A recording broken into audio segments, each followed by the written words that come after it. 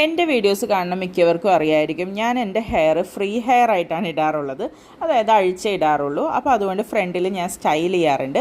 ഒന്നെങ്കിൽ സ്ട്രെയിറ്റൻ ചെയ്യും, അല്ലെങ്കിൽ ഞാൻ സ്മൂത്തൻ ചെയ്യാറുണ്ട്. ഇപ്പം നിലവിലത്തെ എൻ്റെ മുടിയുടെ അവസ്ഥ ഇങ്ങനെയാണ്. അത്യാവശ്യം ലെങ്ത് ഉണ്ട്, അതേപോലെ ഫ്രണ്ടിലൊക്കെ മുൻപ് ചെയ്തത് കുറച്ച് പോയിട്ടുണ്ട്. അപ്പോൾ ഞാനോർത്ത് അമ്മയായിട്ട് പോയിട്ട് അതൊന്ന് സെറ്റ് ചെയ്യാമെന്ന് വിചാരിച്ചു.